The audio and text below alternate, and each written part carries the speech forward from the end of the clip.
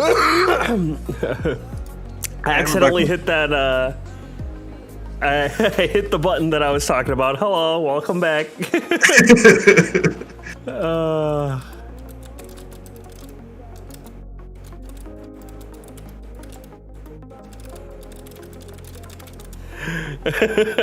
I accidentally hit that fucking like special hotkey to close whatever window is in front of me.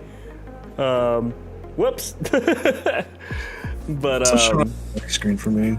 Yeah. Oh, there it is. There it is. Yeah.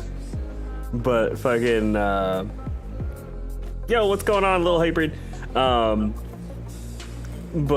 Fuck, what was I saying? Oh yeah, Khabib. Oh, Khabib. Yeah, Khabib was efficient as fuck. I didn't enjoy watching him fight. You know what I'm saying? Yeah, he's not an entertaining. He's not a go out there and put on a show like Anderson did. No, if you just want to watch somebody mangle people slowly, Khabib was amazing.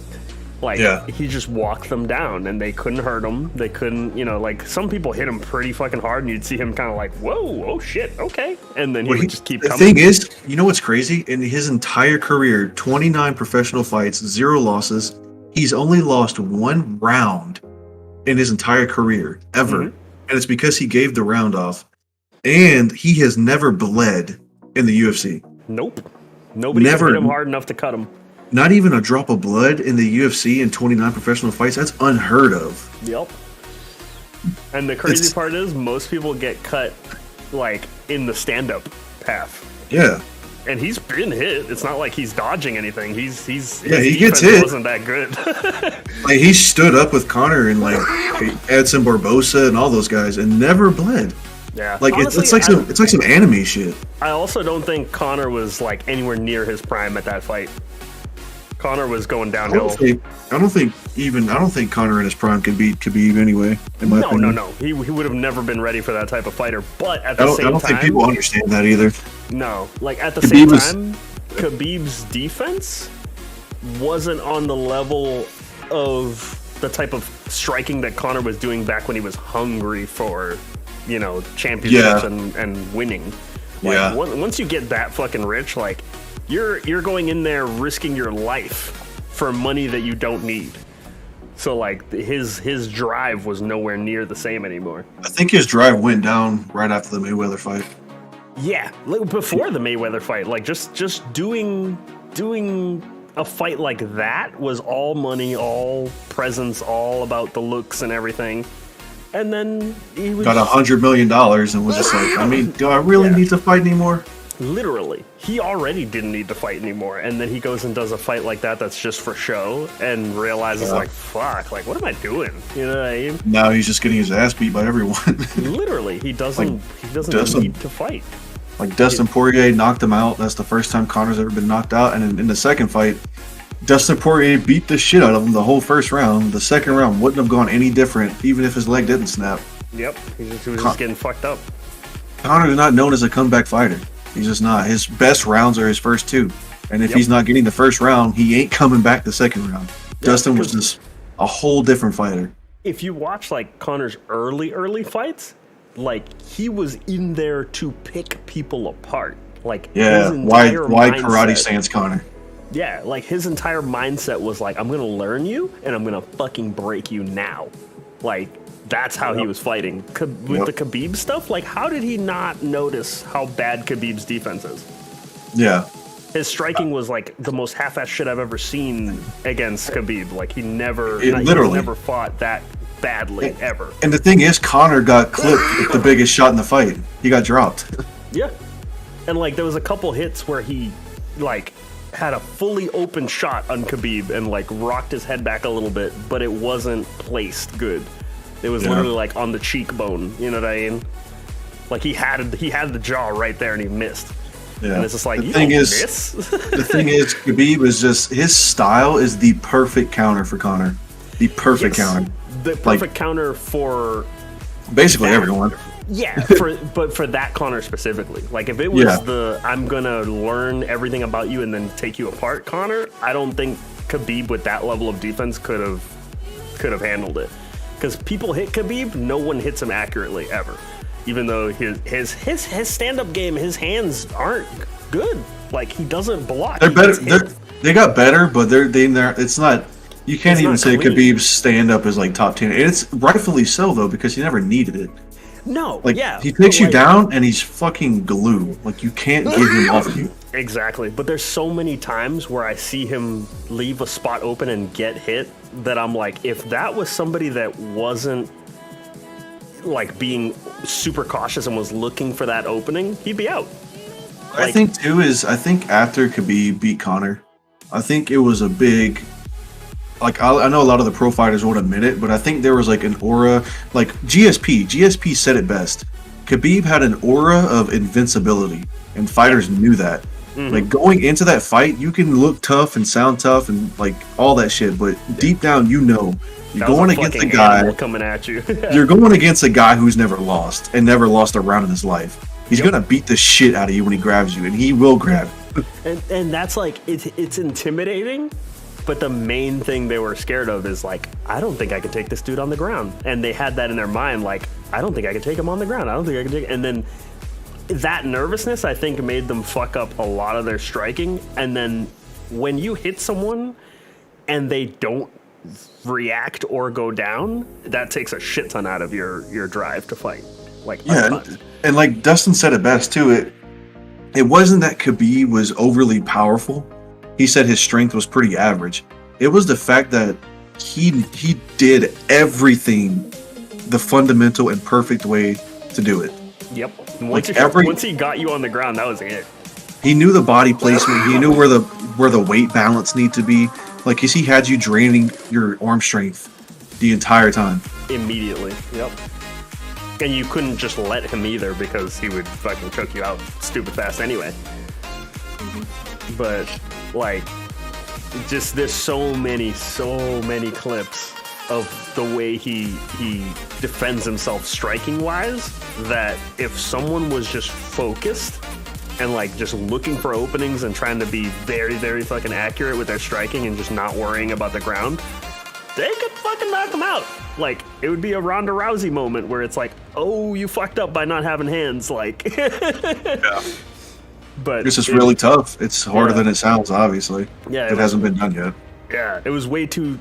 He's so dangerous on the ground that it's like if you met Zangief in real life, like someone with hands the size of your body, and you're just like, if I reach out towards this dude and he grabs me, it's over. Yeah. Like, I mean, when you got a guy if you have a guy who is training with bears at the age of 9. You're pretty much destined for greatness. Yeah, like it's fucking nuts. Like, show me a video of someone wrestling a bear at 9 years old. Yeah, I just wish someone with like an extreme confidence in their striking that wouldn't break focus and just wanted to fucking hit someone and crack their skull open, like a fucking animal on the level of Khabib, but a striker. To go in there and be like, you forgot your hands. I do think he did fight that person, and I think that person was his final fight, which was like I wanted it when he was like just after Conor. You know what I mean? I didn't want like the I made a bunch of money Khabib. I wanted the I'm still hungry Khabib to fight a real, you know, like full on striker that just wants to piece people apart. Yeah. Well, what about Edson Barbosa? Because Edson Barbosa is literally known as just striking. Yeah. I don't know, but like his distancing isn't the same as like old school Conor. That's true. Like old school Conor was like a fucking ghost. Like good luck fucking grabbing him or touching him at all. He was just outside your range all the time. He just predicted he knew how to set up his left hand. I think as soon as Nate Diaz beat him and tapped him out, I think that's when everyone was just like, that's how we beat Conor. Yeah. His ground game is pretty bad.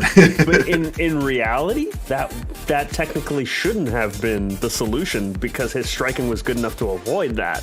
The problem with it's his stamina too. It was his stamina as well. The problem fighting Nate was the type of fighter to break Conor's control of distance, get hit while doing it, but he could get close enough that he wasn't in that high impact range. Yeah. Like, where you're going to take the maximum force of a punch. So he would get in wicked close, break the force of the punch, bleed all over the place, and get hit really fucking hard anyway. But like he could take it because he purposely dove into it. Let's say Nate's fighting style was a perfect counter to Connor too. Yeah, because he was just a fucking animal that would run in regardless of whether he gets hit or not. But he doesn't would get knocked out. Yeah, and it's always because he's in closer than the best range for the punch or the kick. Yeah. He was too close. He would be too close for Connor to set himself up. Exactly. It's like those people that headbutt punches. Like he would literally just run into it before he could punch. You can't knock him out because Nate's chin is just God mode, and so is his stamina. I mean, the kid does triathlons on his off time. And that's why, because he never ever after the Nate Diaz fight, I remember looking into like more of his fights. I've never seen him take a hit at full range. Yeah. I've never seen him take a hit like where he's at the full range of a punch and he just gets clocked like not paying attention. He would always be like, "Oh!" and just fucking run it. And then you seen Dustin come in and fight Connor, and Dustin just figured it out. He was like, you know what? I'm going to pick Connor's legs apart because that's what he needs. He has to have his legs. Picked his legs apart so bad that he started bouncing around the cage and knocks out Connor in the second round. That's the funny part, though. When you go back to the older fights, there's people that used to try to go for his legs. They still couldn't hit his legs. Yeah, because he was so far out of range. He would bounce back. He was fast as hell at 145. Yep. Was just and too just quick. outside of kicking range for most of the fight, he would still hit you with punching range by staying just outside of your kicking range and moving in after every kick. And that would frustrate them so much, missing those kicks, that they would just stop doing it, even though it was a good strategy. Yeah. But like his footwork now is just trash. Like he doesn't try. He's too stiff. He just goes in and tries to box you. Another thing is the thing that Connor had in his back pocket that would almost win him the fight before even fighting would be his mentality thing. And I think Khabib was the one to show that it doesn't matter. You know what I mean? Because that too. But like, because out of anyone on planet Earth that shit talking wouldn't have gone right for, it would have been Khabib. Yeah. And Khabib kind of just, I'm gonna kill you anyway. Yeah. Dustin took that same route and it worked. There was some fighters that I honestly don't think the mental game even worked on. But the thing that people a lot of time missed is, you remember the training shots of Connor before most of his fights? He'd be in the back room. Preparing for his fight, like he did with Aldo. Yeah, like there's a lot of those for a lot of his other fights where he'd be training a specific thing that's a weak spot in that other person. And then in the fight, he would do that specific thing, and usually it fucking worked. With Khabib, the one thing that he was training was the thing everybody's scared of. Oh, let's see if we can, avoid getting on the ground, or like. I think that was a mistake. I think that was a mistake. You're never gonna catch up to a guy. Never. You're not even gonna his whole life. And even to Connor too.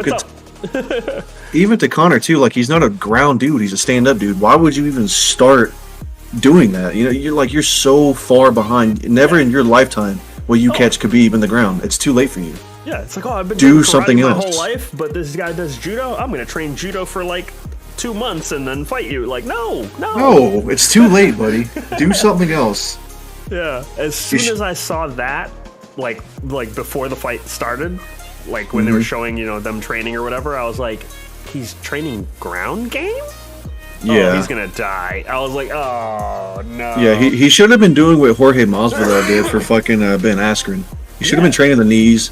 He should have been training he obviously trained the takedown defense, but that's not going to be enough. He should have been training counter knees, counter punches to his grappling.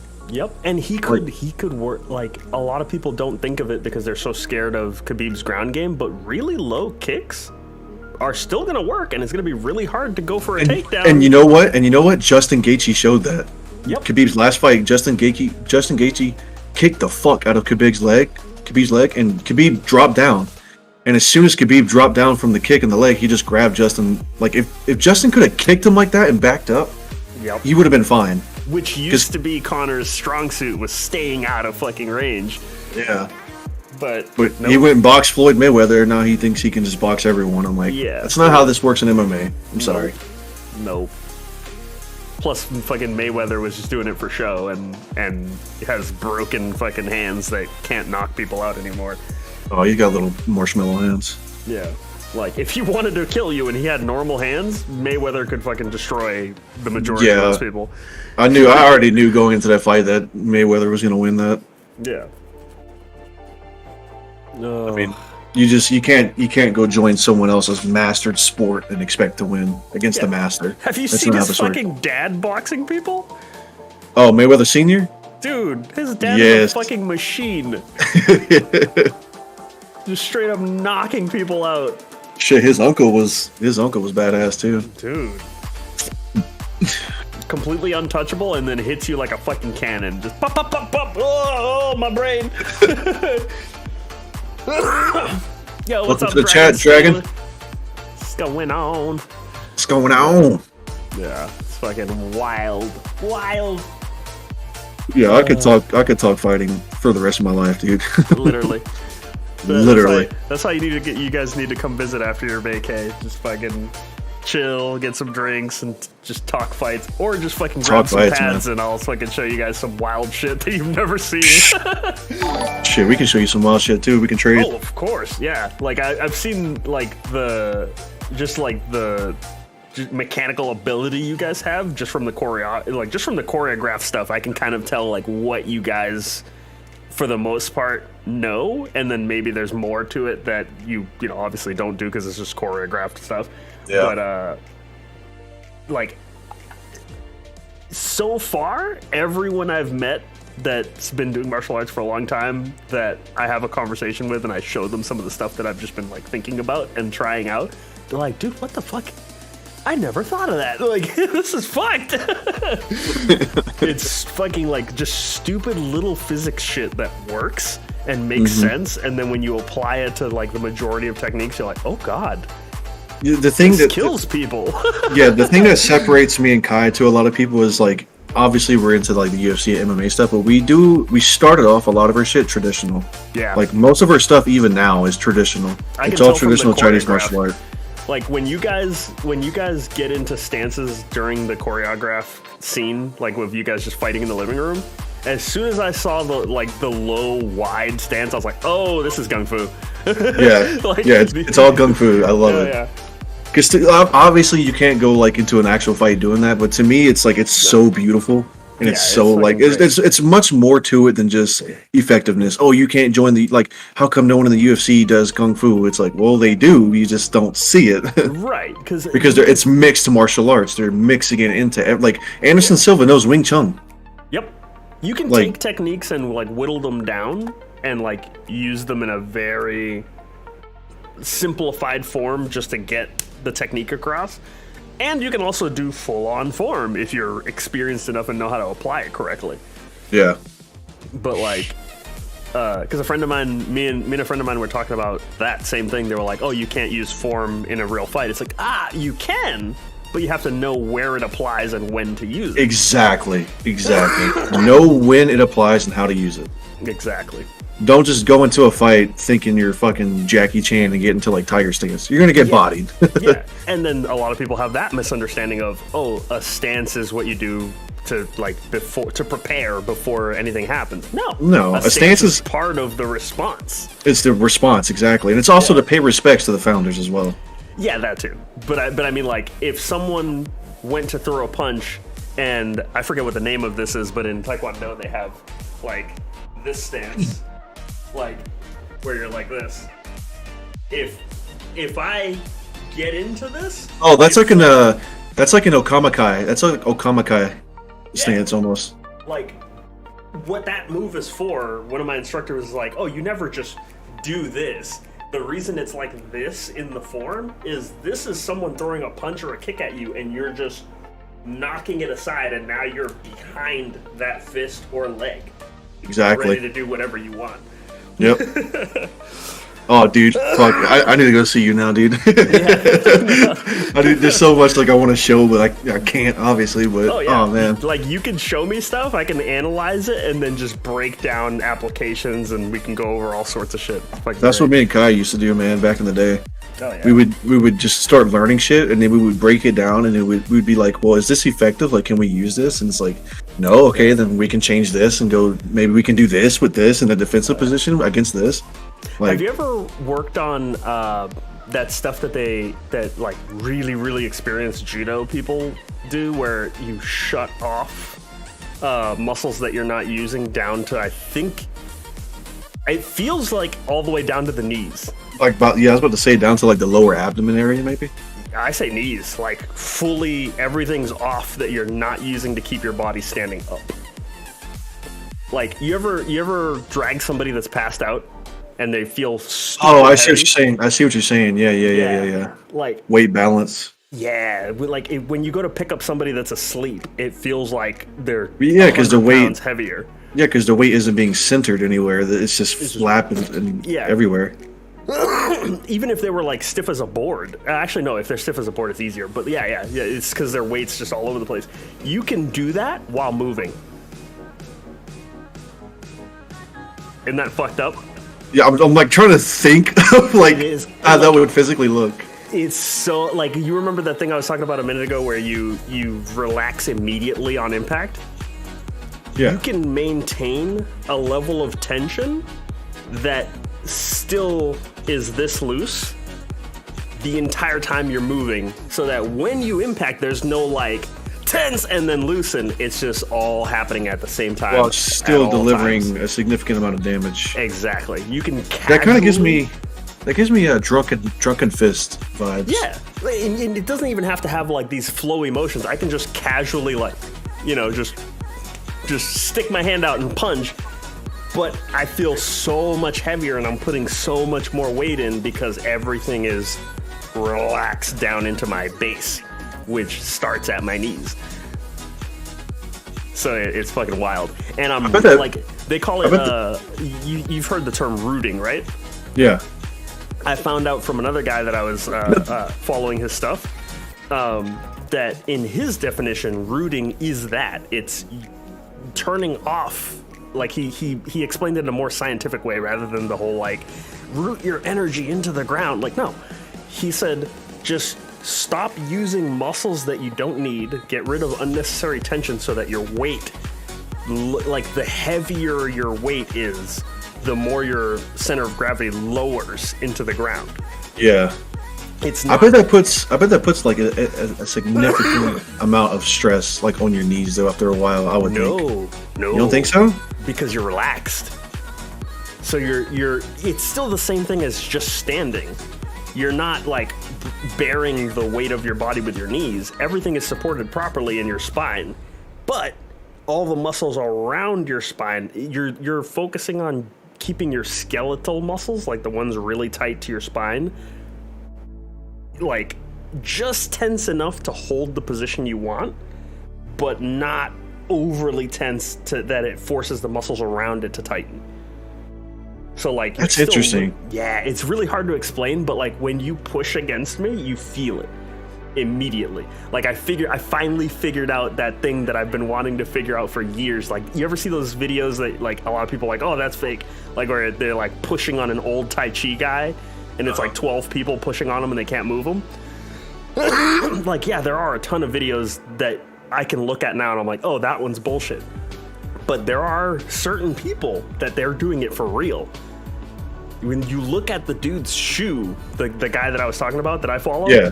When you look at his shoe when they're pushing on him, his sneaker is like folding underneath, like it's being completely like rolled over. Like you ever push to the side really hard while pressing on the ground with a shoe and it just kind of like folds under itself? It like you can see his shoe taking all that force. So it's giving me like controlling the inertia of someone's force.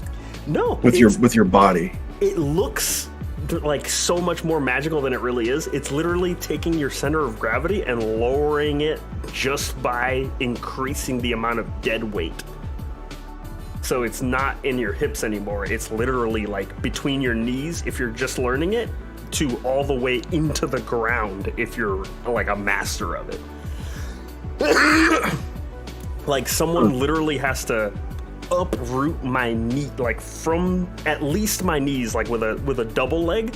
They would have to like pull my feet up off the ground to move me off of my feet. You can't just like come at my upper body and take me down. Yeah. It does not work. That just sounds so weird. It's literally, talking about it makes no sense until you feel it. No, it doesn't. Literally.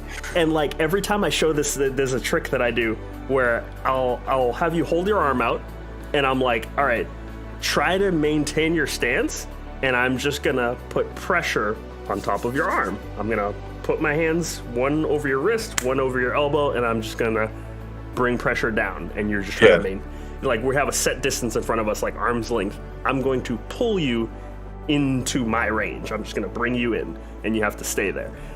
And every time I do it, people are like, whoosh, and they just fold down in front of me, and they're like, what the fuck was that? And it's like, if you're not expecting it, you prepare for a normal amount of force, but it literally feels like a wall being placed on your arm, and you're just trying to catch a building. Like you're preparing for the wrong amount of force, and your body buckles because of it. Once you feel it the first time, you start being able to like resist, but you're putting in 30, like a shit ton more effort, like 30, 40 times more effort than it takes me to just. Yeah. Whoa! Big raid. Kobe. We're back at the game with the night shift beams. Hello.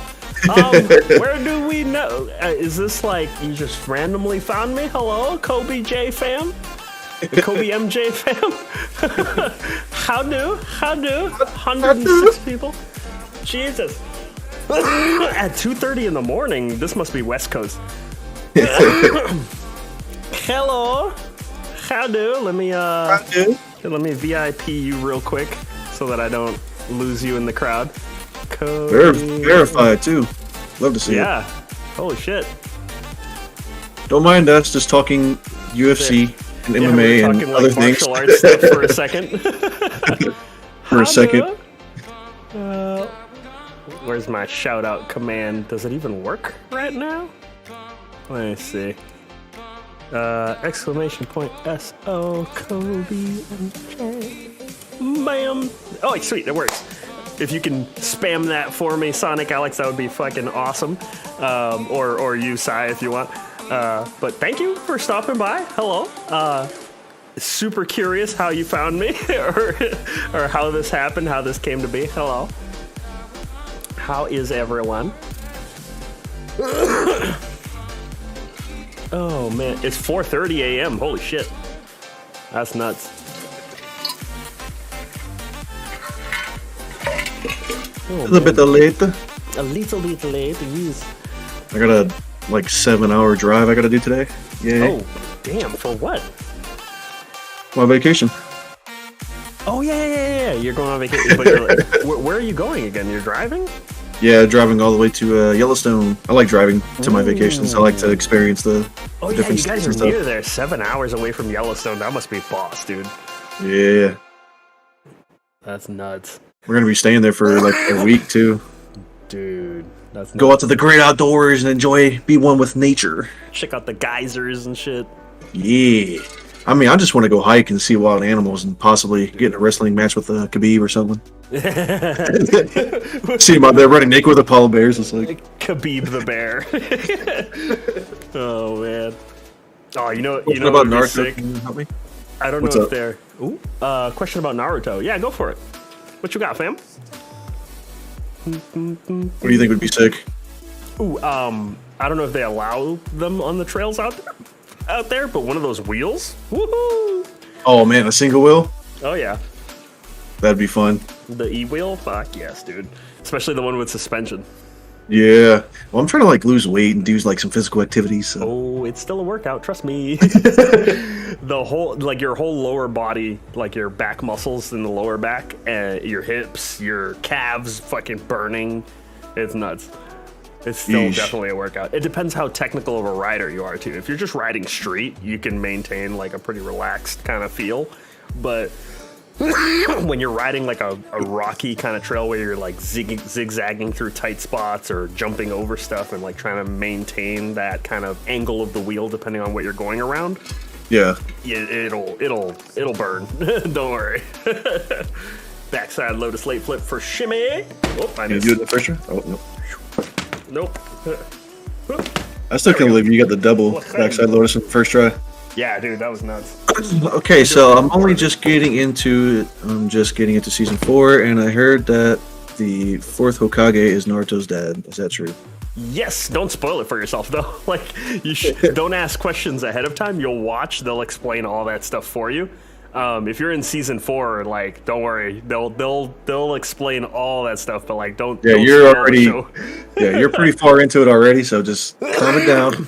Enjoy the show. Yeah, they'll hit you with all that stuff. Don't worry. It's not like a rumor. It's literally like part of the show. They'll go into explicit detail about it. Mm-hmm. Hello, Walker Fade. Welcome back. Walker fam, what's up, fam? We had a bit of a fucking crazy raid all of a sudden. They're pretty quiet people. though. For 106 people, they're really really quiet. They came in so like well behaved. I don't even see them in the chat. Yeah, I know they have to like raise their hand before they talk, or. Ahoy there, matey. What's up, fam? I like the pirate. Lotus late flip got you. Is this the lighter bottle? I need the heavier bottle. There we go. Lotus. Whoop. Damn it. Try to give it more airtime so it looks flashier. Nope. Damn it. There we go. Right on the edge of the desk. L'chaim. Bam. I hate when it hits my keyboard and starts pushing buttons. What platform do you use for One Piece? Crunchyroll mostly. They keep up with it like right on time. I've been here since the beginning of the stream, then left, then came back. Yeah, I accidentally closed the stream because I hit a stupid hotkey on my keyboard that closes windows for me. Technically, we've been live for an hour and a half, a little over an hour and a half. Yeah. Because like the stream cut off right at like an hour. Yeah. Oh man. 10 months, yes, 10 months. What's your opinion on One Piece? I fucking love One Piece. I have no idea how long I've been following you.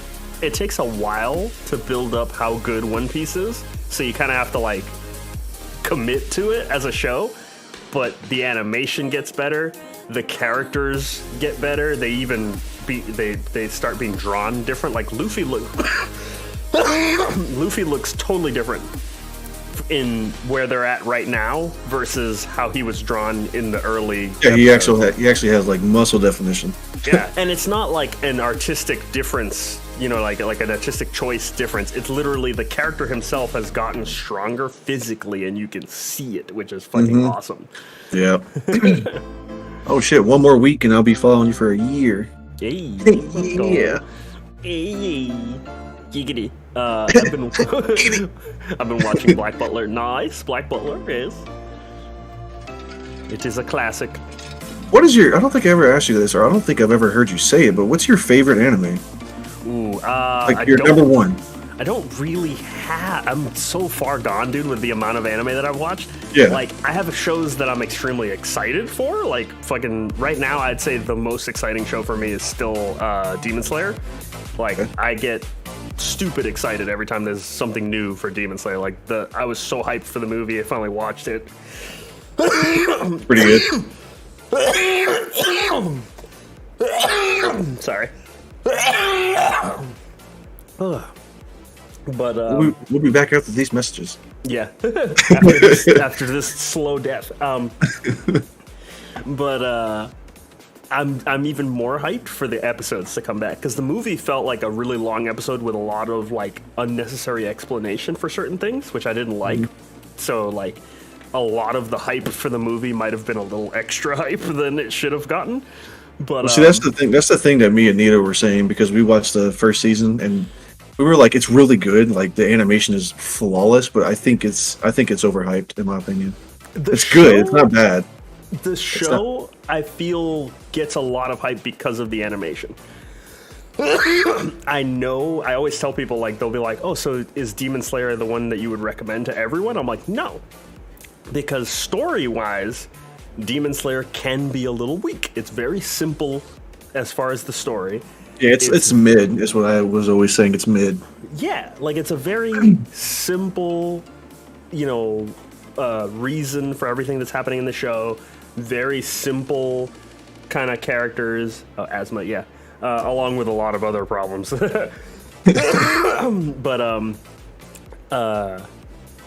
yeah, the story of the show isn't its strong suit at all. So anybody that doesn't get completely obsessed with the animation will automatically start picking apart the story, and then it's not as great of a show to them. But if you just let the animation suck you in, then it's great. Like, let the characters suck you in a little bit and just ride the animation, and it's fun. Mm-hmm. But, like, that's kind of why I like the show. It's just so fucking visually gorgeous. And the thing I like about it, too, is it cuts straight to the point. It doesn't really bullshit around. Exactly. That's the one thing I didn't like about the movie, though, is... Yeah, the movie was just that. They bullshitted a lot. They started explaining shit that didn't need to be explained. And you're just like, okay, we kind of got that from when they fell asleep. Thank you. Like, yeah, like, can we get on with it? Yeah, I don't need to see this fucking dude standing on the front of the train just fucking talking forever. Like, I get your power. I already understood it from the first fucking moment. But then the ending fights made it completely worth it. And that's why the movie's so hyped. Yeah, my biggest pet peeve with anime is how they waste a lot of time, with like fillers. But it's not just any normal filler; it's the filler that's really not pointless. Or like they'll have a super weak character that no one really cares about, and just starts like explaining his whole backstory for like 2 episodes. I'm like, yeah, come on, man! Like that frustrates me so bad. Bleach has a lot of like filler that means nothing to the show. Oh God, I know. It's such a drag to watch. There's a couple fillers that are really good, but the majority. That's how I feel about Naruto's fillers too.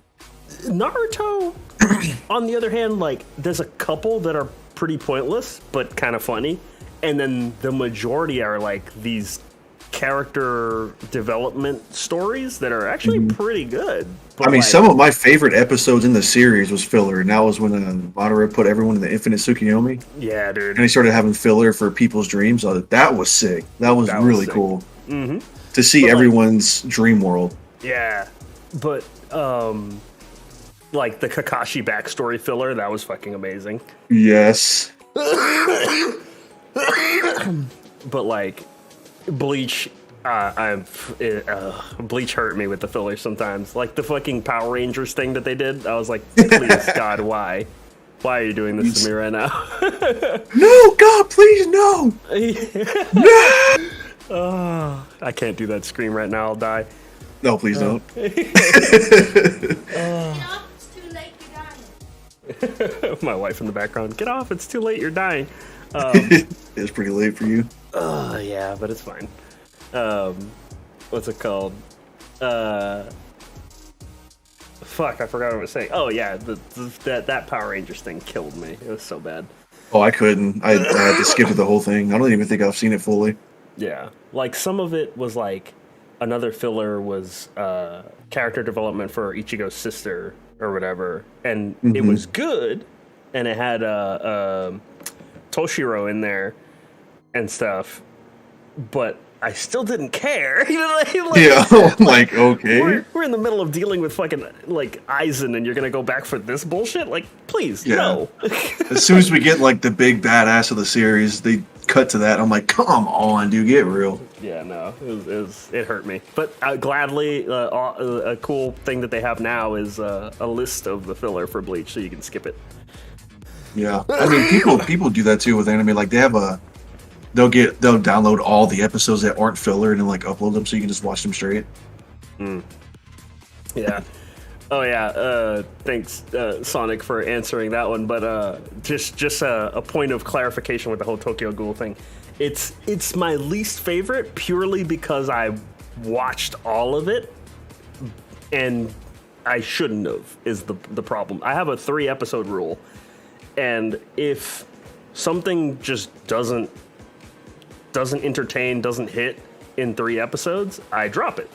Tokyo Ghoul was good for 7, and then it just went death. Like it just no. Everything about it just went completely derailed. I think me, you, and Kenny talked about this last time. I don't get the hype around Tokyo Ghoul. Nope. Anybody who's paying attention to the story of that show, it's kind of like the whole Demon Slayer thing. If you're paying too much attention, if you're paying a lot of attention to the story, you completely start going, wait a minute, like this makes sense. At least the Demon Slayer story, all of it makes sense and it's simple and with no bullshit. Tokyo Ghoul just had no direction. And then it pulled a fucking Kingdom Hearts with the seasons. Season 2 is not season 2.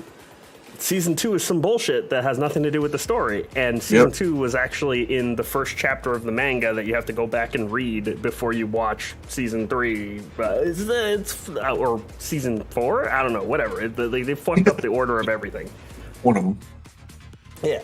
I was reading it in a article about it, and I was like, this is the dumbest thing. Like, now I understand why I hated it so much, because it made no sense at all. And that's why season 2 made me so angry when I watched it. I was like, what is this? What is going on? How did we get here? Like, where are we going? They almost saved it at the end of season 1 with Kaneki becoming a badass. And I was like, ooh, okay, maybe season 2. And I watched season 2, and I was like, never-ending sadness and disappointment. What is this? The thing I've been undecided about lately, and I keep running into it too, like, I either just need to pull the trigger and do it, or just not do it at all, but I want to start the Fate series, but I don't know where to start. Oh, God. There should be a list online as to which one to watch first, because they're kind of all over the place. It's a bunch of different, like, alternate parallel universe type shit going on. But it all connects, and it's all really well animated, and like the story is, like it's good. It's really good. You have to pay attention hard to a lot of the details, because like once you get 3 different arcs in, stuff starts clicking in your head, and you're like, oh fuck. But it's really good. Even if it's just for the animation alone, if the Fate series is amazing. Yeah, I've been wanting to get into it. I'm so confused because there's so many. I'm like, holy shit, which one do I start with? Yeah, there should be a list somewhere online for sure. I'm sure there is. I've just been too lazy to look it up. Yeah. Oh, man. Oh, see you later, clone. He left like 20 minutes ago. Oh, whoops. Or I don't know how long. Oh, man. Oh, ad time for Sonic. Got you. All about the money. Oh my god. You need the inhaler in a minute. Oh, Jesus. Run ad break. There we go.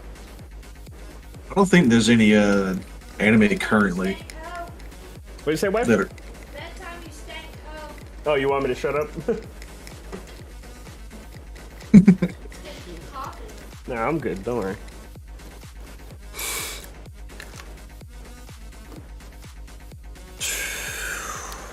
Oh, Looks like everyone's heading to bed. Have I ever explained the trick about holding your breath with stuffy noses? Holding your breath with stuffy noses? I don't think you were here for that. So there's I don't think I was here for that either. Yeah, that's what I'm saying. I was talking to you. There's a trick that I found out from a YouTube video. Oh, shut up. Bitch, shut up. There was a guy, like a scientist, talking about how the human body has all sorts of controls for its own like health and systems that we don't take advantage of and we don't use purely because we don't understand them and we take them for granted. And I was like, oh, that's cool. But whatever, I was going to watch something else on YouTube, and then he mentioned how he started getting into the details. He's like, carbon dioxide that we exhale is also known as a bronchodilator. And what that means is that carbon dioxide is a chemical that, when ingested into the body, actually dilates the passageways into your lungs, like this. like an inhaler. So, if you, mostly in the nasal passages though, not so much, the whole lung, that's why you still need an inhaler. But if you have a stuffy nose and you inhale and hold your breath and hold it, literally like try to hold it as long as you can until your body's telling you like, can you please breathe like now? And then you let it out and take very short inhales. Like don't immediately just soak up a shit ton of oxygen, just kind of let it sit, take small breaths. So that way the carbon dioxide sits in your system for a little bit longer. You feel your nose just and start opening up if you have a stuffy nose. Weird. Yep. And then me, perpetually having a stuffy nose, I tried it right away and boop, felt my nose open up and I was like, oh shit. Actually works. Oh yeah, it works like a fucking charm. It's so good. That's weird. Like if you hold your breath until your body's like, stop this right the fuck now, and you let it go. Sometimes even a little bit before that, but it's a little less effective. It's just, you need a little more carbon dioxide to enter your bloodstreams. But as soon as you have just enough and you let that air out and you start inhaling again, your nose just and opens up. And I was like, oh my God, that's cool. I have to use that. I mean, I don't get stuffy noses. Like, I get them like very rarely. Rarely do I ever get stuffy noses. Yeah, that's why I need the whole fucking deviated septum surgery, because I'm prone to it since my nasal passages are so tight anyway. Sheesh. Yeah. But now I think about it, I don't ever get sick hardly ever. I have a really good immune system. Yeah. The other thing that guy was talking about is humans aren't meant to breathe through their mouth ever. Like we're not supposed to do it. Yeah. Like the design of your nasal passages is so complicated for the sheer purpose of preparing air to enter your lungs. And breathing through your mouth is completely bypassing all of that and can cause you all sorts of problems.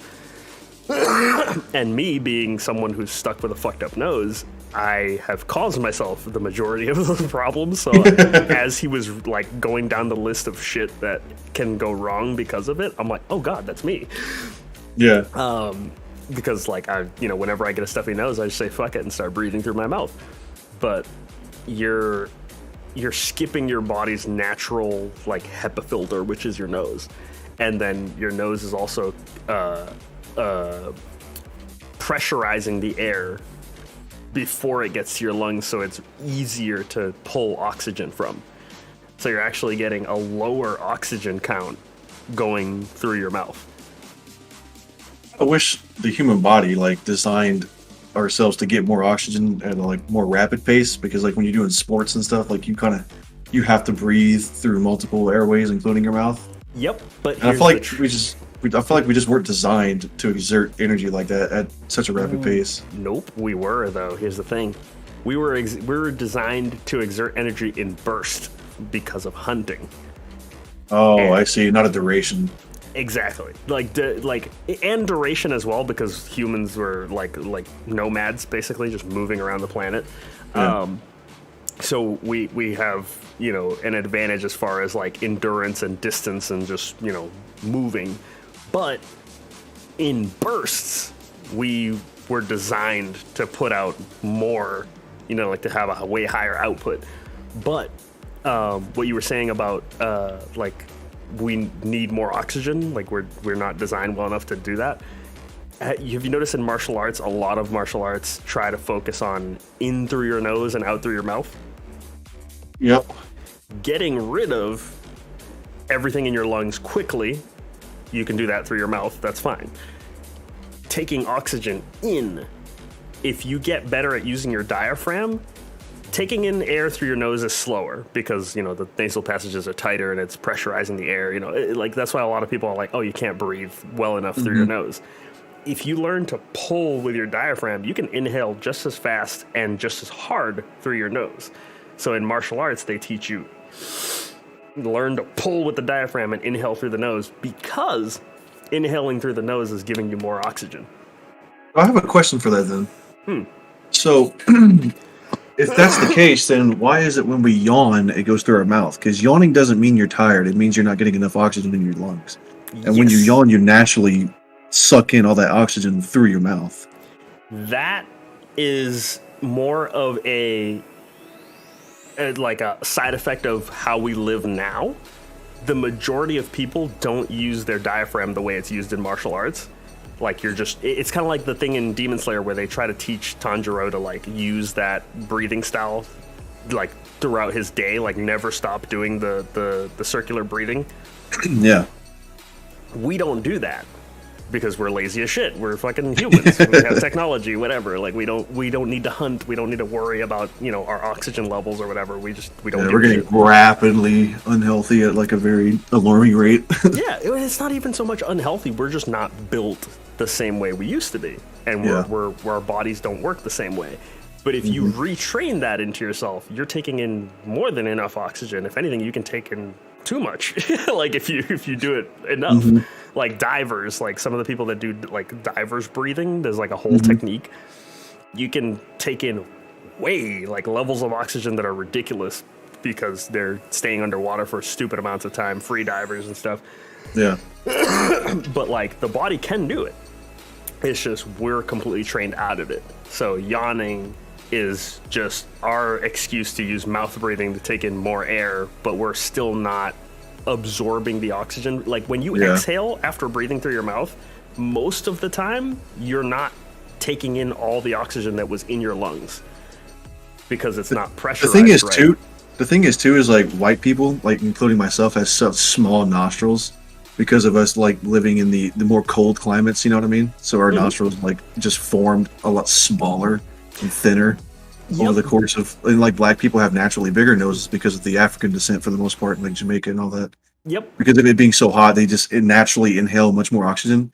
And I'm like, fuck, man, I wish I had that. But they also, if you know, you're living, like their culture lasted longer in a state where they needed to be able to still do that diaphragm breathing and everything like that. So aside from just the nostrils, it's still, everything past the nostrils is the same.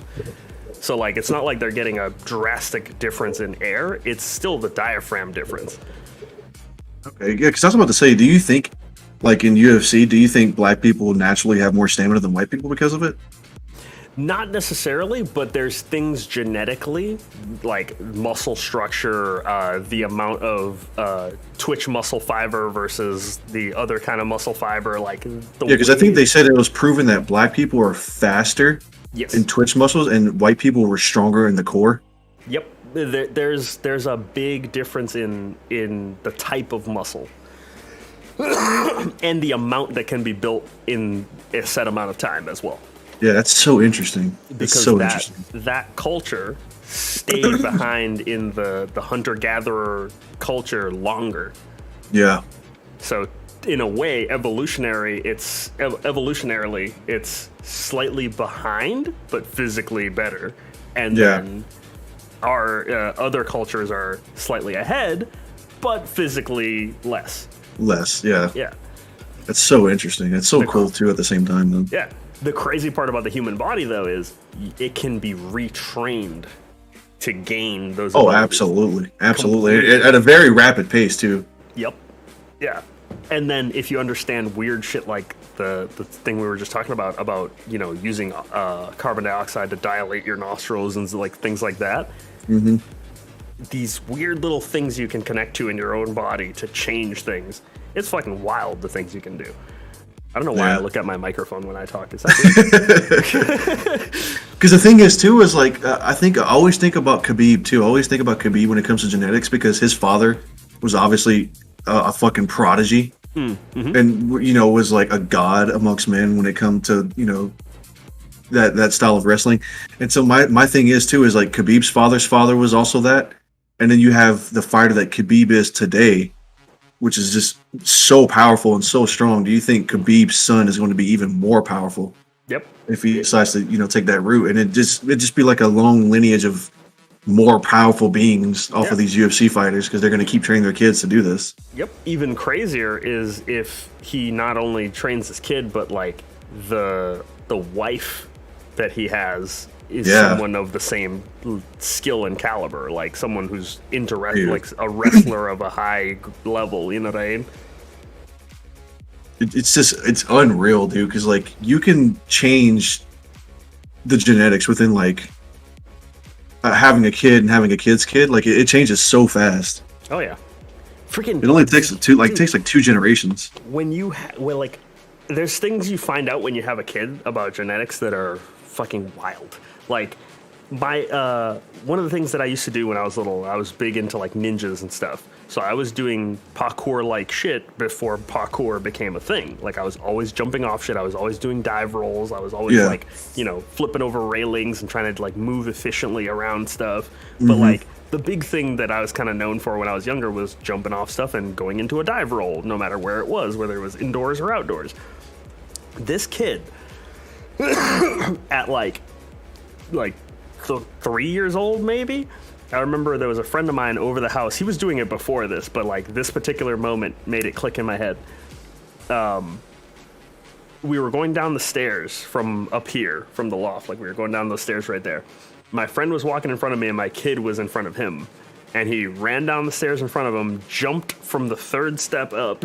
And it's like, there's like a turn at the bottom of the stairs, so it's a little higher than just regular 3 steps. Just jumped into the room from the 3rd step, hit the ground, and immediately went into a roll that automatically stood him up with the momentum, and he ran out of the room. And my friend saw that and just turned, looked over his shoulder at me, and he's like, "Really?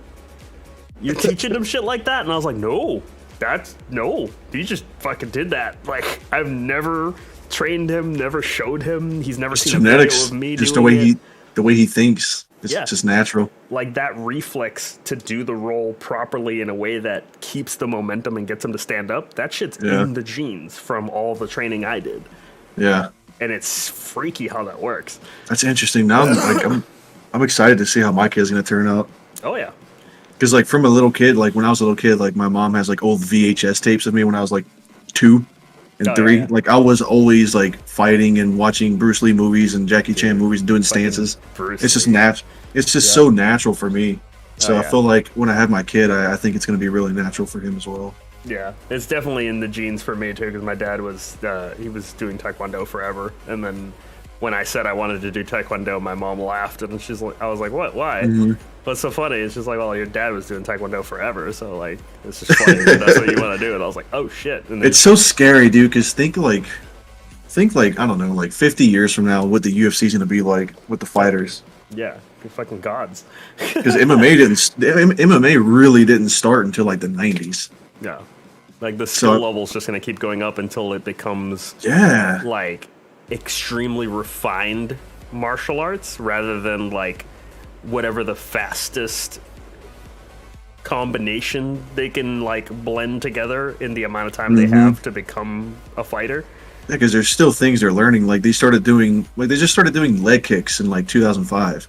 Yeah. When they learned that leg kicks literally destroy you. Yeah. Like imagine the shit that we haven't even figured out yet.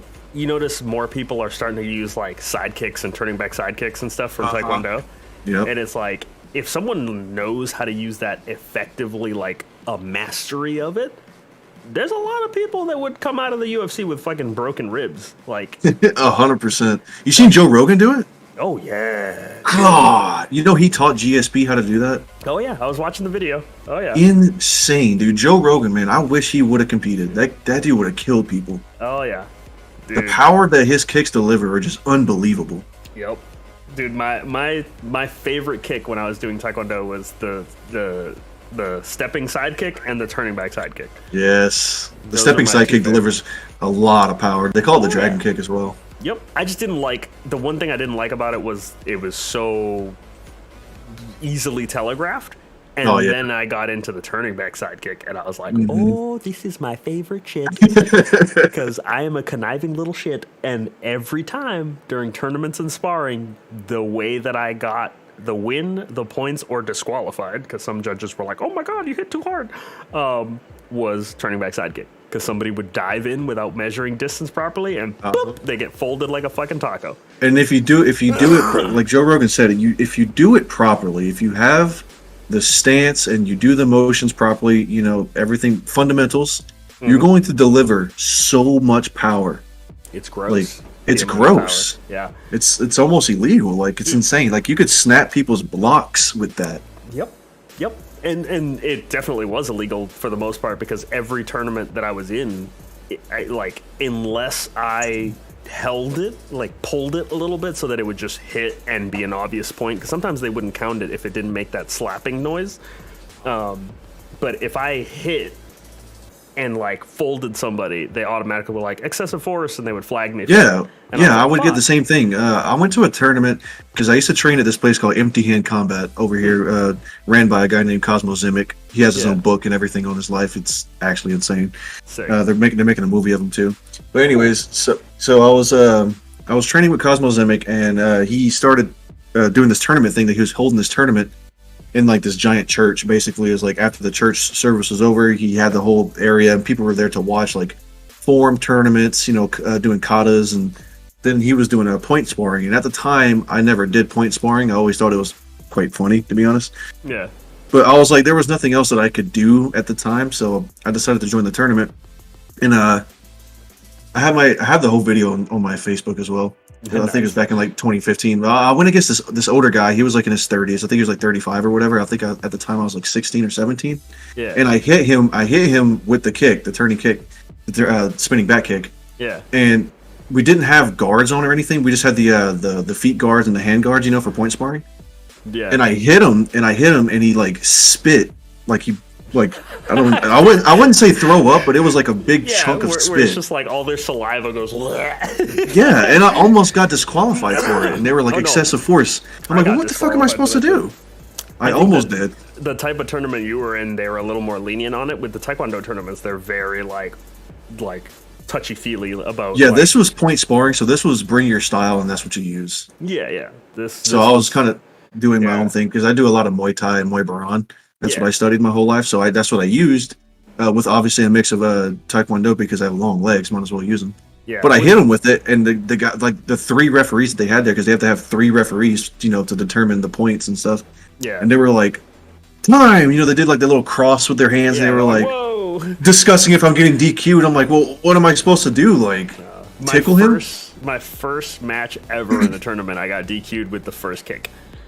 Jesus, man. Because like I was super fucking nervous, and my instructor fucking being from Korea, he's used to their style of tournaments, so he was like, okay, here's what you're gonna do, because I know you're nervous, and I don't want you to like stiffen up and just fucking stand there and get kicked, because that'll be a fucking that'll piss me off. That'll be a disappointment to watch. And I was like, okay, cool. But he goes, I want as soon as the referee gives you the go, as soon as he says Shija and gets his hand out of the way, turning back side kick. And I was like, but it like. What about distance and like maybe I can set some. No, he's like, no, you're thinking too much. Just turning back side kick. And he's like, but what if he doesn't get close enough? Nope, turning back. The first thing I want you to do as soon as they say go, turning back side kick. And I was like, all right. And, I just took it literally and went for it. As soon as they said go, the kid jumped forward for just he just lunged at you. Like, before he could even get his leg up, he took a step forward. And it just caught him straight in the ribs and the side, lifted him off the ground with all of his weight coming into me. And I was planted, so I wasn't going to fall backwards or anything. Yeah. I just folded him in half, and he just immediately boom, right on his back.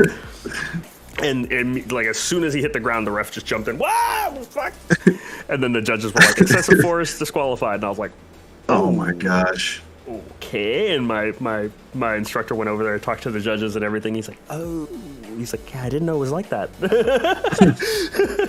don't get the whole excessive. Like, well, how are you going to get better if you're not? Yeah, no. If you're going to Peter patter around the bush. Yeah, I wasn't like a classical martial arts type of person. I'm obsessed with the self-defense side of things and like the physics of technique. So I didn't give a shit that I got disqualified. I just liked that my instructor was like, good job.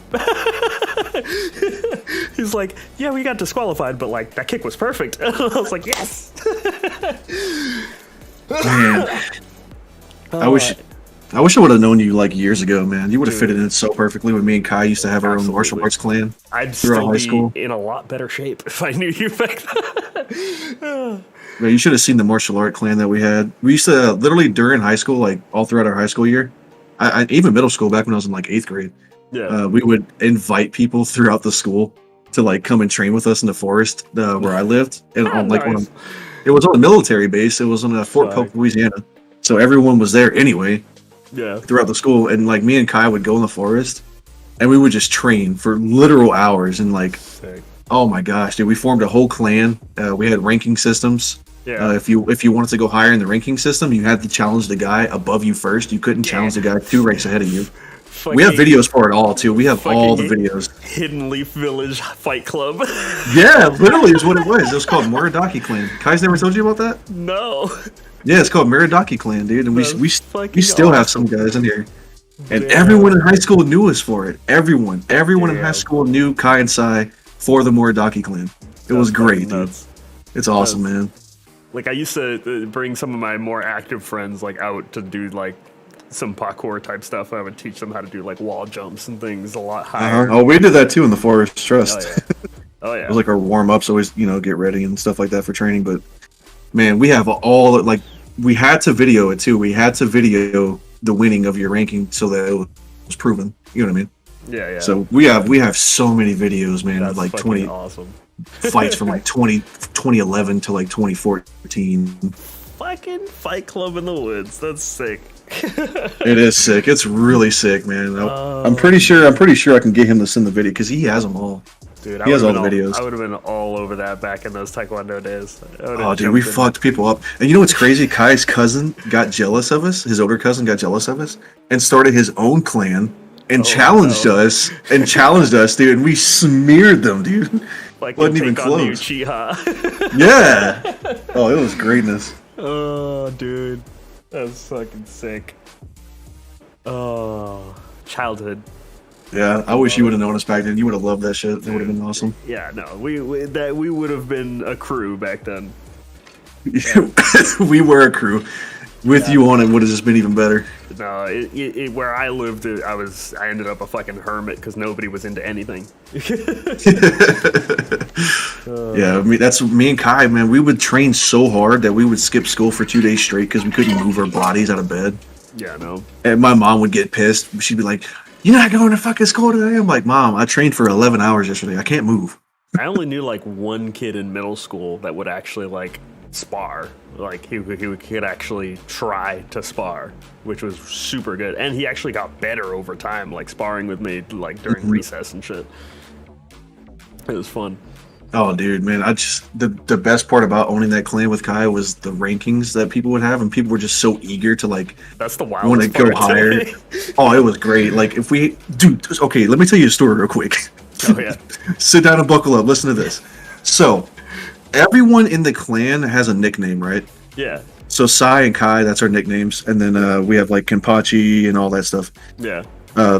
Ryu, we all have nicknames. Yeah. Well, there was a guy named his name was Greg. We called him Kenpachi. Yeah. He joined our clan talking hot shit and got folded 3 times in a row by everyone basically in the clan. he got put in his place. He was put in 10th rank. Yeah. He leaves to go to Mississippi. I think his parents were in the military or whatever. He goes to Mississippi and lives there, where he starts challenging dojos with video proof, mind you. Oh no! Challenging dojos and starts whooping people's asses. Like full-blown dojos. Like he walked into dojos and was challenging the strongest student there and would whoop them. It's destroying people. Came back a year later, and like he comes back to Fort Polk, Louisiana, and he starts challenging everyone in the ranks. Day by day, he wasn't taking a break. Day by day, he was challenging everyone and smearing them. I was like, "Oh my fucking god!" I was so excited. I was like, "Finally!" Earned the name, dude. I was so excited. I was like, "Finally, let's go!" Well, he starts challenging everyone. He fights our 3rd rank, and they're like, Kai has the video, man. I have to get him to show it to you. He picks up this dude who weighs like 220, picks him up above his head, slams him on the fucking ground, knocks him out completely, stands up, points at him, and goes, "Yeah!" And then like earns 3rd rank, challenges me. But I had just moved. I literally moved like the following week to Idaho. So he challenges Kai. And everyone in the neighborhood, like I'm talking grown adults that don't even know anything about martial arts, come out of their apartment complex to watch Kai and this dude fight. And the video is on Facebook, dude. I gotta like find a way to tag you or something. Dude, seriously. Gets the video. And like you see Kai and Kenpachi squaring up in the middle of this apartment complex, ready to fight. The whole apartment complex is there watching. Oh my god. Kai pieces him up, picks him up above his head and slams him and knocks him out. And you just see Kenpachi knocked out on the ground with a smile on his face. He literally is Kenpachi. Goddamn. Like literally, like the guy with the camera like walks up to him, and you just see Kenpachi smiling on the ground, snoring, Like it. and everyone, like all the adults in the apartment complex, are just like, "Oh my, someone check on him, dude!" Oh damn, dude. Greatness, just greatness. Oh my god, that video is legendary. You gotta see it. It's so Dude, as soon funny. as you find it, send it to me. I gotta watch that. But It's dude, fucking like the wild. amount of shit talk that went on between me and Kenpachi, I was like, yo, there's a big gap between me and Kai and the rest of the clan. I promise you. Dude. But I'm supposed to fight him in September or November. September or November. He just messaged me a couple months ago. So, Oh, no, mean- you guys are still keeping up with that. oh yeah, well, not really, but he just messaged me like because we've obviously all moved around the country now at this point. Of course, Kenpachi's still keeping up with it. He's like, Yeah. I'm gonna fuck somebody up. Yeah, but he messaged me like a month ago, and Kai was like, "Yo, did Kenpachi reach out to you?" I was like, "Yeah." He was like, "Well, he plans on coming back up here in like September or November, and he wants to officially challenge you." So I'm like, "Well, God. fuck! Now that gives me an excuse to get my fat ass off this couch and like start training now." Dude, that's awesome. So I'm excited to finally fight this guy. Like it's been like 4 years and we never fought each other. You guys are living the Saiyan life. It's like some anime shit, honestly. So good. Oh man. Yeah, it's great, dude. I can't wait, dude. I gotta show you all the videos of like the fights that we had back in 2012 and stuff like that. Kai has them somewhere. I don't know where he has them, but he has them somewhere. Dude, fucking my area back when I was growing up was just full of like wannabe pussies. Like nobody. Like, why wasn't there a fight club in my fucking school? Shit. There wasn't in ours until me and Kai was like, you know what, fuck it, let's do it. Yeah, you made one. We made one, yeah. I was a hermit, so I didn't think of that. Oh, dude, we were fighting people every day. Like every single day, we were fighting multiple people. We even held clan tournaments once every 3 months, Yeah, no. and everyone had to be there. I had like the occasional like bully that didn't know me very well and would like people just didn't tell him. For some reason, every time I had a bully, if there was Just somebody waiting from for that my moment. if there was somebody from my previous school year, they didn't tell him. If there was somebody I fucked up before, they didn't warn him every time. And I'm just like, Well, yeah. Raiden's like, yes, finally. No, I had anger problems. It wasn't like back before Taekwondo. It wasn't that I wanted to fight. It was literally like you crossed the line and I was going to end you real quick before I went back to what I was doing. But after Taekwondo and like really getting to understand like the science behind martial arts and getting obsessed with that and like the analyzing technique, that's when I was like, oh, that was me and Kai. please just come over here and let me fucking can I hit you, please? Can I just try something? Like, dude, one of the things in my friend group right now, anybody that's known me for a long time, if I say, oh, so I looked up this thing, every one of my friends just goes, nope. As soon as I mention anything that sounds like I learned something new, they're like, nope. And I'm like, but like, it's not gonna hurt. I just want to like explain. And they're like, nope. Dude, you would have fitted in perfectly with us. Oh, dude. You would have fitted in perfectly. We would have been the group that you would need to be with. Yeah, a lot of my college friends were like dudes that were on the baseball team that were always like weightlifting between games and stuff. Like they were just massive dudes. And every once in a while we'd get on the subject of martial arts around one of these big ass dudes, and they would join the friend group that joined the conversation and be like, oh, you can, try it. Like, some of them in a cocky way, like, oh, that shit doesn't work, try it. And then other ones are like, oh, I want to see how it works, try it. But the friends in the group that knew me would just go, oh no. And like, they just see me light up like a fucking Christmas tree. Like, can I really? And they're like, yeah. And I was like, explaining it or like, can I do it? And they're like, no, like full out. Like, I want to see if it works. And I'm like, dude, That's my chance. I am so hard right now. No, Pause. yeah, no, but like, there was one time we were talking about 1-inch punch, and we got on the subject of like the 1-inch punch itself is a training exercise. It's not something that you're gonna like knock the wind out of somebody with. Like you can move somebody, but it doesn't like hurt.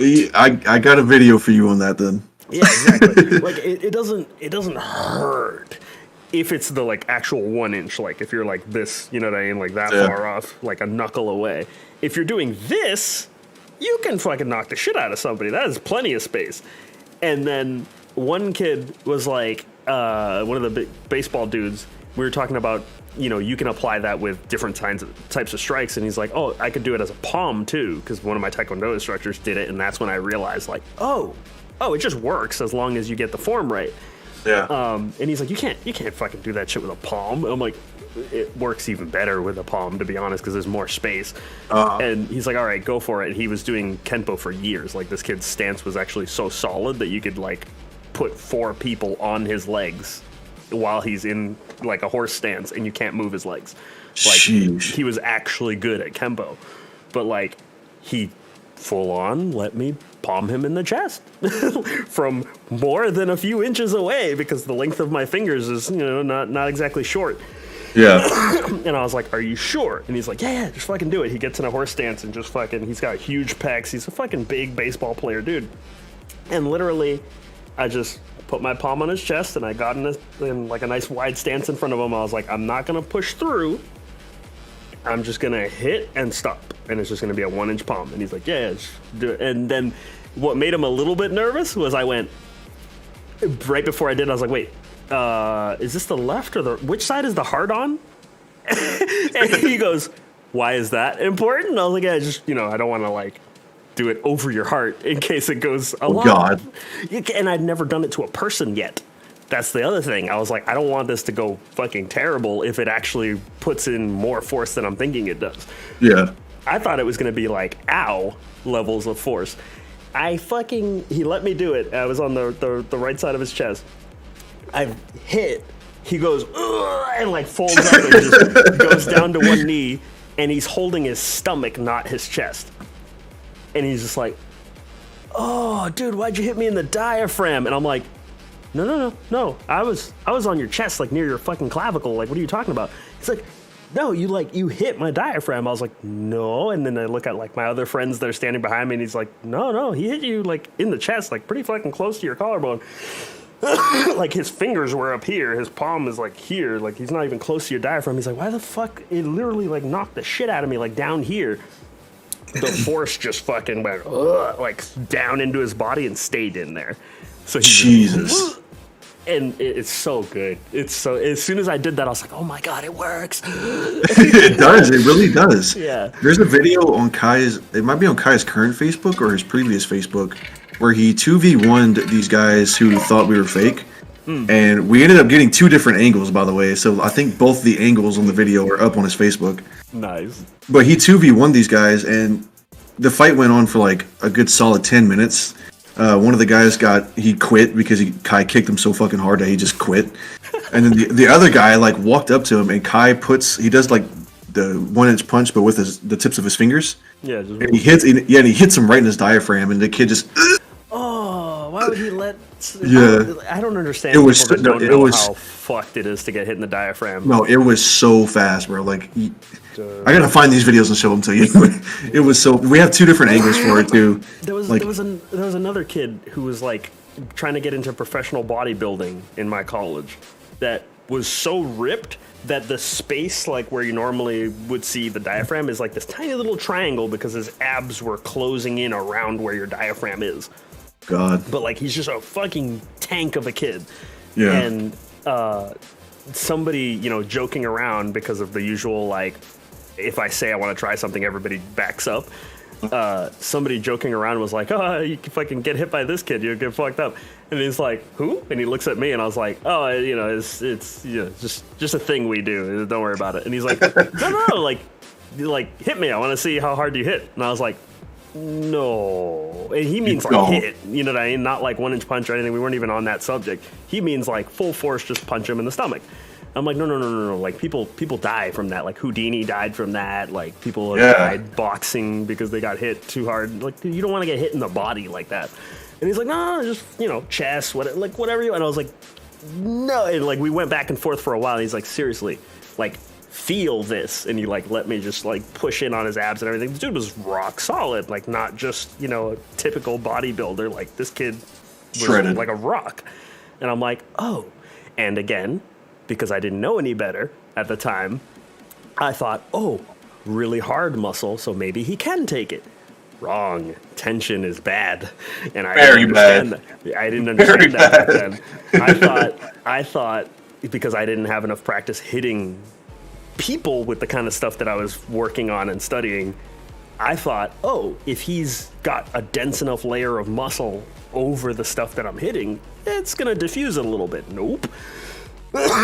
And he let me hit him anywhere, and because I saw a shit ton of muscle near his diaphragm, I assumed, oh, okay, I'm not gonna be able to hit his diaphragm. Wrong again. Because the way I hit anywhere near the diaphragm, because my instructor was so fucking OCD in Taekwondo, you don't turn your fist over all the way. You turn it like this. So now you have this neat little triangle that fits perfectly under the sternum for the diaphragm. And he was like, yeah, just, get in whatever fucking kung fu stance you want right in front of me and just punch. You know what I mean? Like, don't step into it or anything crazy, but, just stance and punch. And I was like, oh. Overconfidence. Okay. The dude's fucking 3 times my size, really heavy. I'm like, oh, no, it's good. It's cool.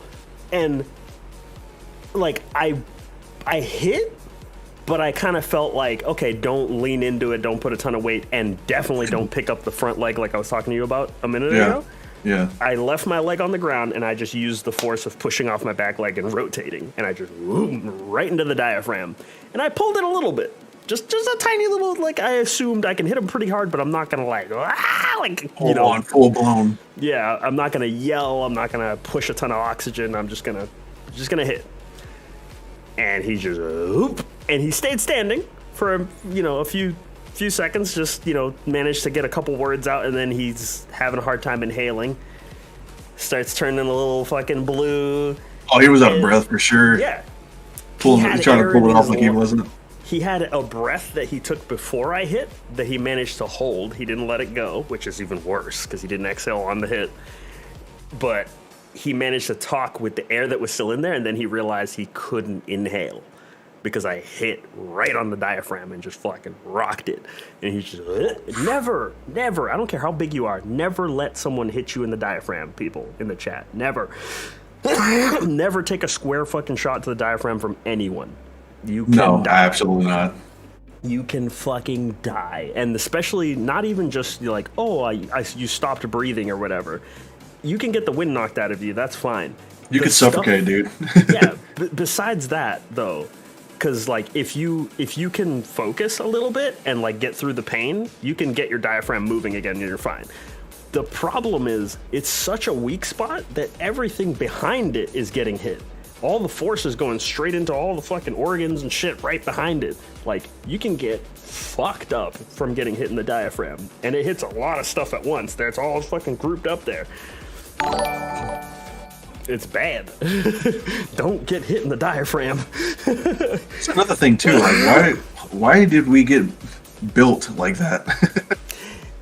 Honestly, it's because the natural way that you tend to stand to defend yourself or to like, when something scares someone that's more on the aggressive side, not like a very flinchy defensive type person, but a very like conflict heavy person.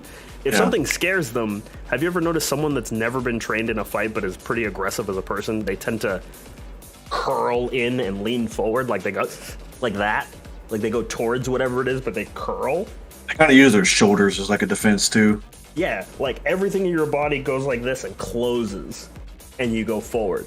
When you're closed in and leaning forward, your diaphragm is compressed, your abs are up, it's meeting your sternum, everything's nice and tight, and the angle is made so that things aren't hitting directly. You're hitting like this. Yeah, that makes sense. You know what I mean? When you stand up straight, getting hit in the diaphragm is fucking suicide. But if you're like this, it's fine. And then you have the muscle and the sternum all curled around it. Yeah, that makes sense. Yeah. And then all the musculature here is designed to protect and like take things straight on. Your back, on the other hand, is not. Everything behind you isn't designed to take hits, except for your upper back and shoulders, which if you open up, you can defend things that way. So like when you fall, when they teach you ukemi in judo or Aikido. They teach you to bring your shoulders together behind you and bring your arms flat.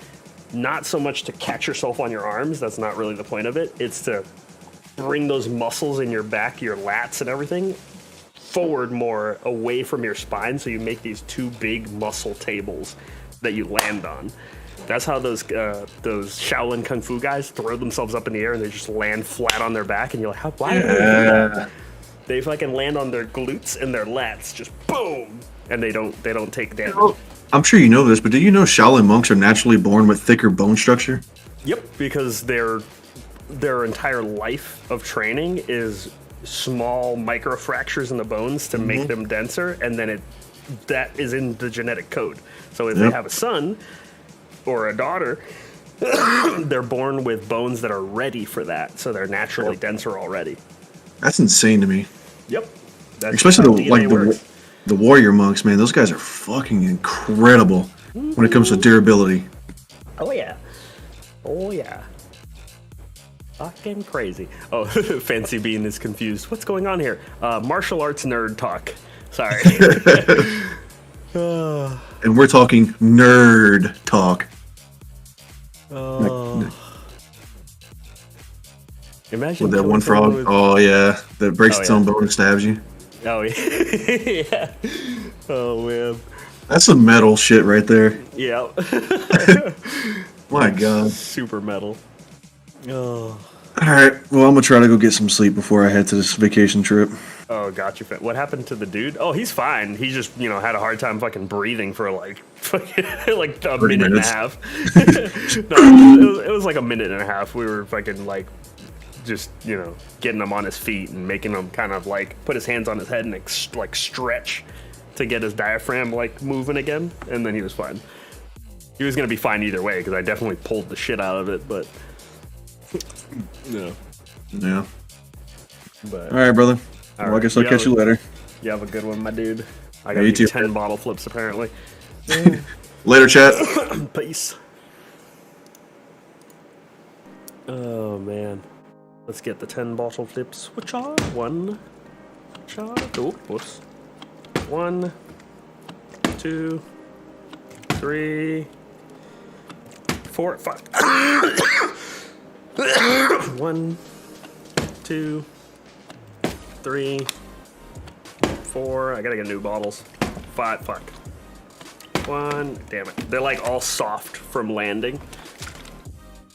1, 2, 3, 4, 5, 6, 7, 8, 9, 10. L'chaim.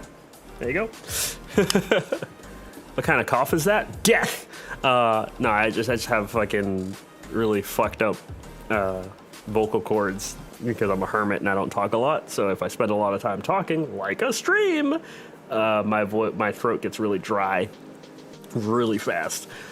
And I've been streaming for like almost 2 hours, or almost 3 hours now. But yeah, so. Have you done a night shift meme yet? Yeah, wait, did I not post it? Let me double check. I'm pretty sure I posted it.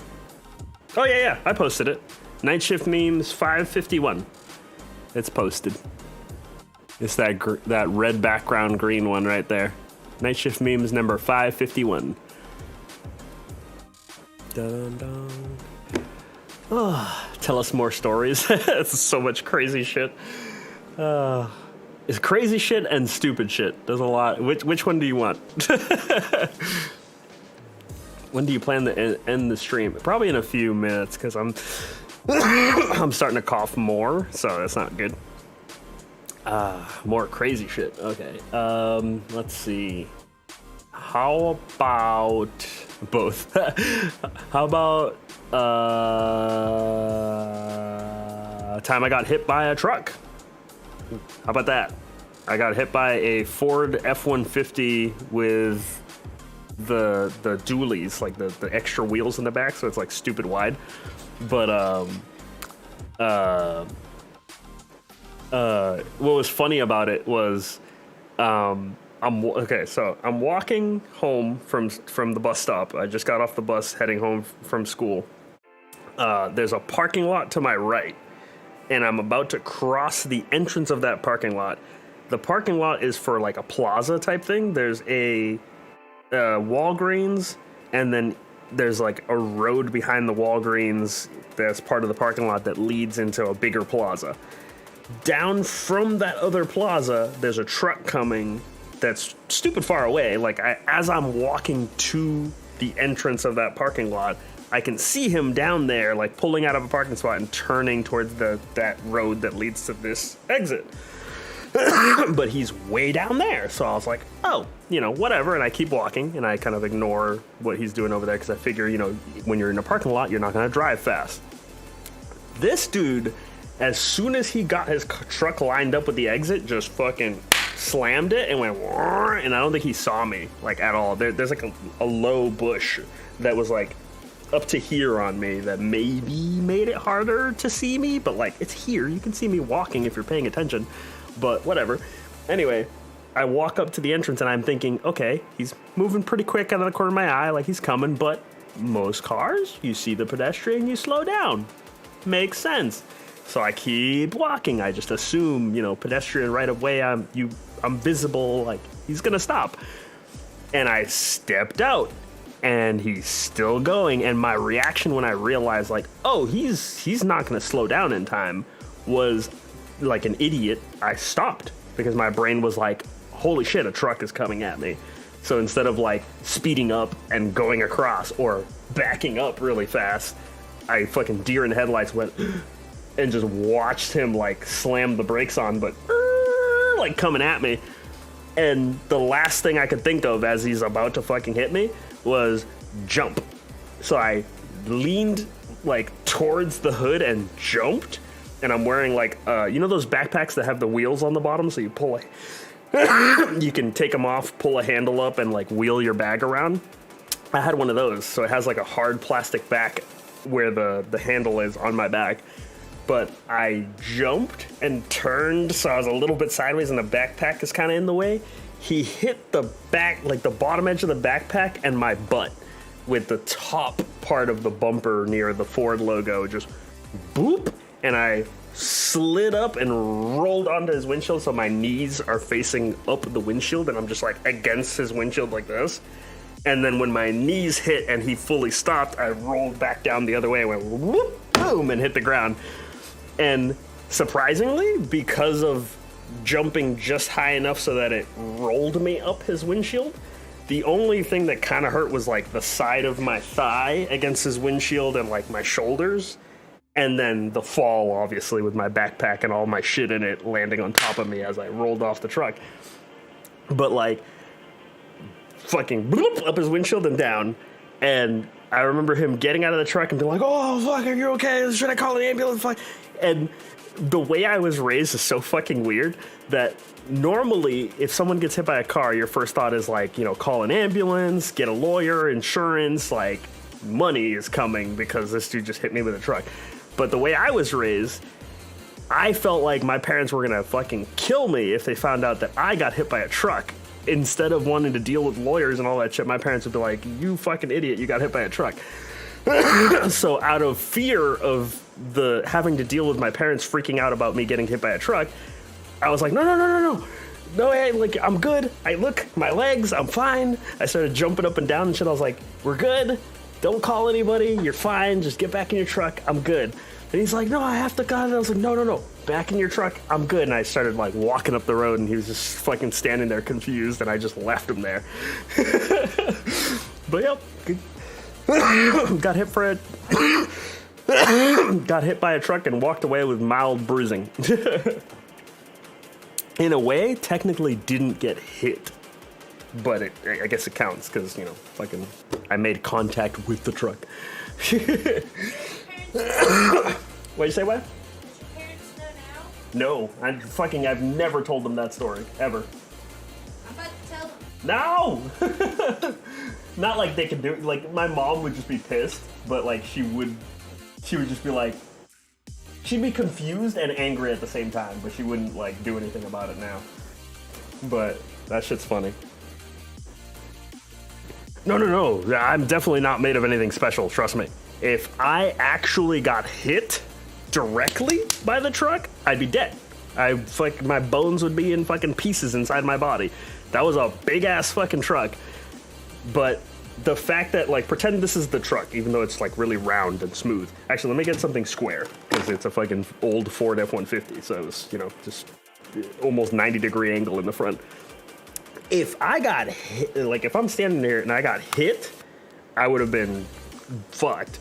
But I got just up near the top of the hood, and it hit my backpack first and rotated me up the hood of the car, of the truck.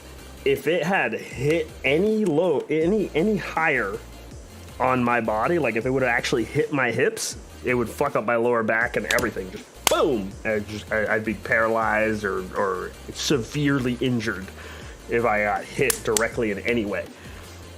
Or say I jumped high enough that my hips get over it. If it hit my legs would have gotten fucked up somehow. Like severely fucking bruised or some cracks in my bones, something.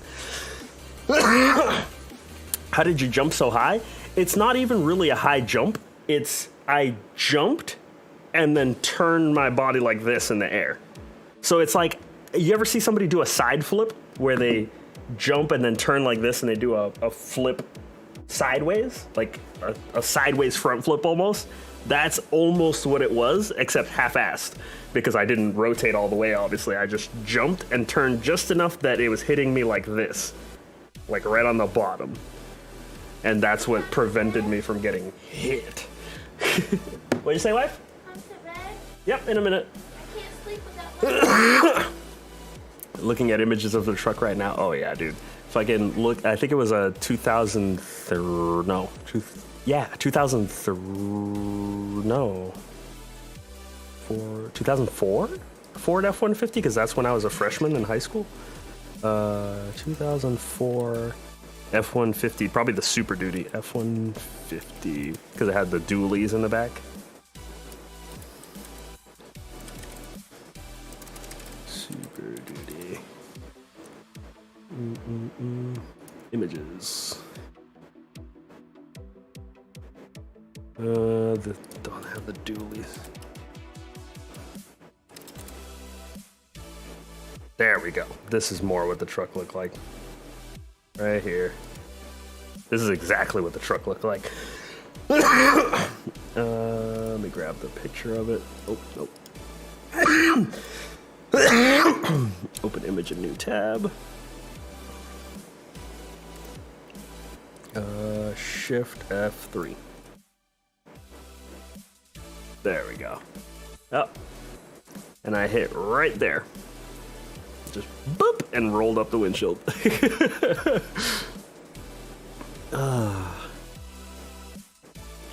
Fucking heavy ass truck. If I hit anywhere lower, it would have fucked me up. But yes, that is my childhood. Random shit like that every once in a while. That'll do it. Yeah, like anything above my lowest set of ribs, like the center of my body, I would have hit and then just gone bloop. But he was stopping, so I don't think I would have gone under it. Like, the distance that he traveled after making contact with me was the length of the hood. So, like, if he would have hit me here, I would have bounced off and I wouldn't have gone under it, but I would have been like, ah! Oh, man. Oh, Jesus. Fighting story? Fighting stories are fun. With me, the way I was as a kid, I don't necessarily have, like, fights. It was a lot of, like, people not realizing what they were getting themselves into, and then me being so overly fucking aggressive that they just didn't expect what was coming. Like, a good example is, we were, back when I was in grade school, This is like back in the anger problem days where I didn't know any martial arts. I was just a fucking wild animal of a child. And a loner, so I didn't like talk to people. I didn't have like a friend group or anything. So half the time, if a bully noticed a small, short kid Spanish in a time in the U.S. where there wasn't a lot of Spanish people, so I was the one Spanish kid in my entire school practically. If they see this short kid that's different from everybody else, they're like, let's fuck with that guy because he's tiny.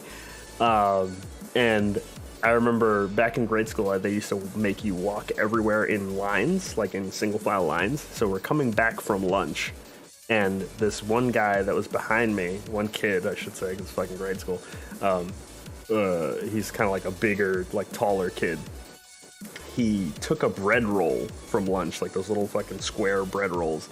He had mac and cheese in it that he just like soaked it. I don't know why he had it in his fucking pocket. But he took the bread roll out. He's walking behind me. I can hear him like giggling and shit with his friends. You can tell they're gonna do something stupid, but I wasn't super aware back then. I just assumed that, you know, I wasn't being fucked with. Plus my English wasn't that good back then. But you know, I hear him giggling or whatever, and then I just feel against the back of my head. And I reached up. I'm still walking. We're coming up the stairs. I reach up, went like this, and I just see mac and cheese, and I look down as I'm walking up, and I see the bread roll like squashed and rolling away, and I'm like, And I keep walking, get to the top of the stairs, they're making fun of me, whatever, joking around, laughing, you know, they just assume he's not gonna do anything about it. He's half my size, and I have my friends and whatever, like, we're just gonna shit on this kid. And we're in line, there's a teacher, you know what I mean? Like, they just assume that nothing's gonna happen. And this is the problem with like bully types of people. There's never a consequence immediately for their actions, so they get worse over time. The longer they spend without something bad happening, the worse of a person they become. They just assume there's never a consequences for their actions. This kid learned the hard way. So we get to the top of the stairs, and I'm sitting there just, you know, trying to get the cheese out of my hair and shit, and I'm like trying to calm down because there's a teacher right there, and my logic was still telling me like, just fucking let it go and tell the teacher in a little bit. But the more cheese I pulled out of my fucking hair, the more angry I got. And as soon as I got to the top of the stairs, I just looked over my shoulder, and as soon as he saw me turning, he's like, what? As soon as I made eye contact with him and saw that he was like cocky about it, fucking switch flipped in my head. I turned around at the top of the stairs and just fucking like full on jumped. Like, kid's way bigger than me. I jumped like into his chest area with my whole body, latched onto his face, and just took him down the stairs with me. And the entire time we're fucking just rolling down the stairs to the bottom, you would think you're just falling down the stairs and like you would let go of him. Nope, I held onto him and I started punching him while we're falling down the stairs. Like, I'm smashing my arms off of staircases. I got scraped up, cut up. Boom, boom, boom, boom, boom. We get to the bottom. I have my knee in his chest the entire time we're falling because I like jumped onto his face basically. Get to the bottom of the stairs. Boom. I get off of him and I just walk up the stairs and he's just laying there like, because he fell down the stairs, which is fucked up enough, just concrete fucking staircase, with someone on him with their knees in his chest, punching him in the face the whole way down. And it's not like a fast fall. It's literally, there's people in the way, we're bumping into stuff, he's trying to stop himself from rolling down the stairs, and every time he slows down enough that I can move, it was, boom, we keep rolling. Just, I didn't give a shit that I was falling down the stairs. I was latched onto him, and my only goal in my mind was keep punching him in the face. That's all I could think about was, holy. What'd you say, what? I know, I'm coming. But, hold on. But, yeah, the whole time, get to the bottom of the stairs, let him go, and just walk up. And the teacher was like, go to the fucking principal, like, go to the principal's office, whatever. They called my parents. I used to get in a lot of fights back then, so they were used to calling my parents a lot. But yeah, more stories next stream because my wife is fucking yelling at me in the background. She's like, go to bed. But yeah, there's a lot of old bully stories where someone that didn't know me tried to fuck with me and didn't learn the hard way. Because I didn't put up with shit when I was little.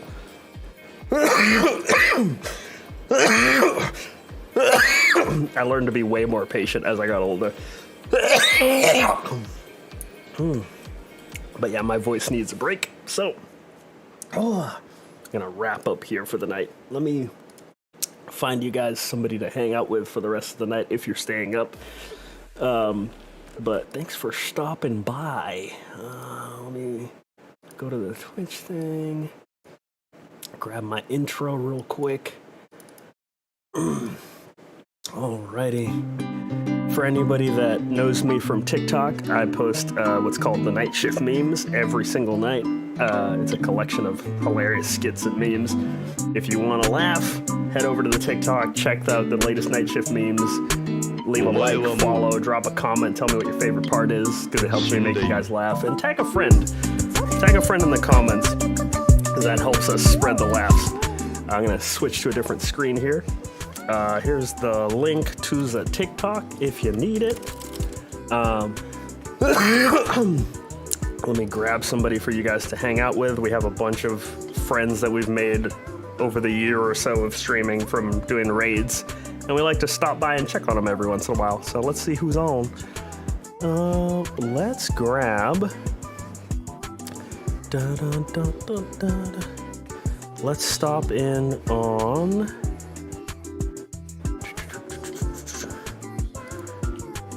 Indo Blood. Let me do /raid. Yo, what's up? When you just joined, yeah. Sorry, man. You joined at 4 in the morning, my Australian friend. Alrighty. Boom. The raid begins. Make sure to share the love. Show them how awesome a community you guys are and treat them well. They're a really fun streamer. They're playing Apex right now. They're usually playing Apex. They're pretty fucking good at it too. So yes, enjoy. Thank you everyone for stopping by. And again, make sure to check out Night Shift memes when you have a chance on TikTok. I will see you guys in the next stream. Raid and photos out. Beep.